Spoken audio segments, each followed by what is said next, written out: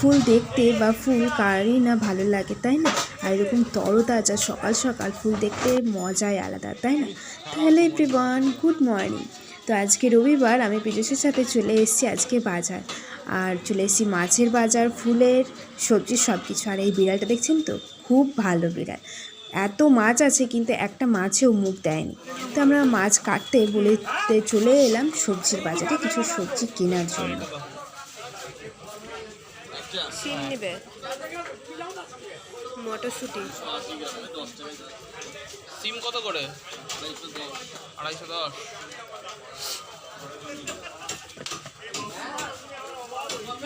সবজি মাছ একসাথে, এই সবজির বাজারটা মানে সবজির দোকানটা, আর অপোজিটে পিছন দিকটাতে হচ্ছে মাছের দোকানগুলো। তো মাছের দোকানে এসে আমার প্রথমে গন্ধ লাগছিল, কিন্তু থাকতে থাকতে অভ্যাস হয়ে গেল। এটা কি? হ্যাঁ, এটা কি মাছ গো? বগু মাছ। আচ্ছা, আর ওটা কি আমাদের বড় নাকি? এটা বড়, এটা ভোলা, ওটা পুঁটি, এটা পুঁটি, এটা ট্যাংরা।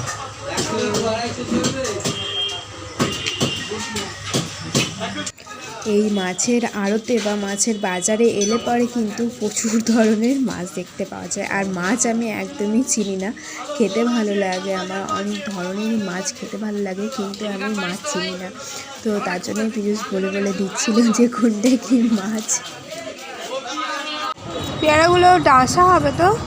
এই তো টাকা দেখো, আমি বুঝি না এই ডাসা পাশা। আমি বুঝি। একদিন রাখলে আবার পেকে যাবে না তো? আজকের একটা খবর, এদিকে কুলো আছে, ফুলগুলো পেকে গেছে নাকি? মিষ্টি নেই, সরবতি আলু, সবই সরস্বতী পুজোর জন্য। তো ফ্রুটসও কেনা হলো, ভেজিটেবলস, ফিশ সবই কেনা হলো। আর এবারে বাকি ছিল চিকেনটা। তো চিকেনটা নেওয়ার আগে আমরা একটু বাইরেই ব্রেকফাস্টটা সেরে নিয়েছি, কারণ অনেকটাই দেরি হয়ে গেছিলো, 10:30টা বাজছিল। তো কচুরি আর জিলিপি বেশ ভালো লাগে খেতে। তো খাবারটা খাচ্ছিলাম বলে আর ওদের ভিডিও করা হয়নি। আর এদিকে অনেক মাছ আছে, এই মাছগুলো আর নিলাম না, ওদিকে তো মাছ নেওয়া হয়েছে, তার জন্য এবারে আমরা চলে যাই বাড়ি। প্রথমে এই চিংড়ি মাছটাকে ভেজে নিচ্ছি। আর চিংড়ি মাছটা কেন ভাজছি আর আশেপাশের জিনিস থেকে তো বুঝতেই পারছেন যে কী বানাতে যাচ্ছে আজকে লাঞ্চের জন্য। তো আপনারা চটপট কমেন্ট করে ফেলুন তো যে কী বানাচ্ছি আজকে। তো পেঁয়াজগুলো কুচি করে নিয়েছি, আর কড়াইটা খুব গরম হয়ে গেছিলো, তার জন্য পেঁয়াজগুলোকে আগেই দিয়ে দিলাম। তো আর এবারে দিয়ে দিচ্ছি তেল। তো তেলটা দিয়ে পরে এবারে ভাজবো। আর বাইরের নয়েজ খুব হচ্ছে।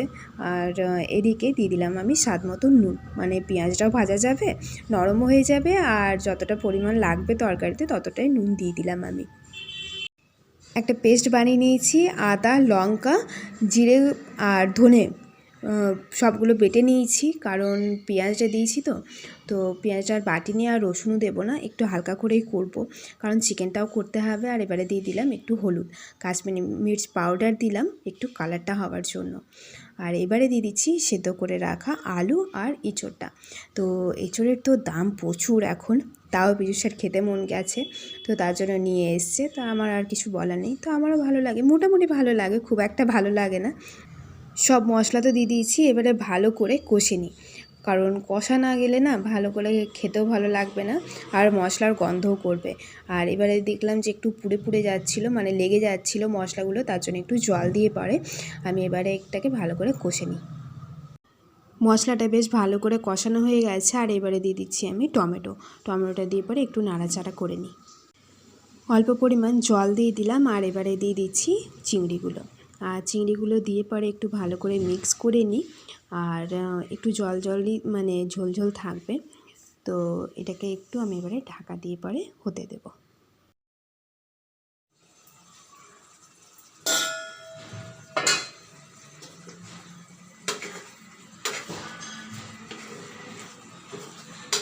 এরকমই থাকুক না, ঝোল বসে যাবে না, টমেটোগুলো করে সিদ্ধ হবে।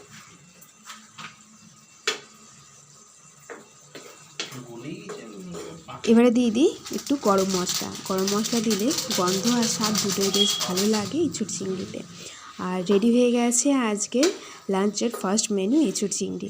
বাকিগুলো সেরে ফেলি। কী করলাম দেখাই চলুন। এই যে করেছি ডাল একটু মতনই আছে, আর এটা হচ্ছে চাটনি, এটা তো দেখালামই, জট চিংড়ি, আর এটা হচ্ছে শুক্তো। তো একটু আমি বেশি ঝোল ঝোল রাখিনি, এটা একটু ড্রাই করেছি। আর এইদিকে আছে চিকেনের ঝোল, একটু মানে ঝোলটা একটু রেখেছি, গ্রেভি আছে যেহেতু ডালটা আছে একটু, আর এদিকে আছে ভাত। তো চলুন তাহলে লাঞ্চটা তাহলে সার্ভ করি।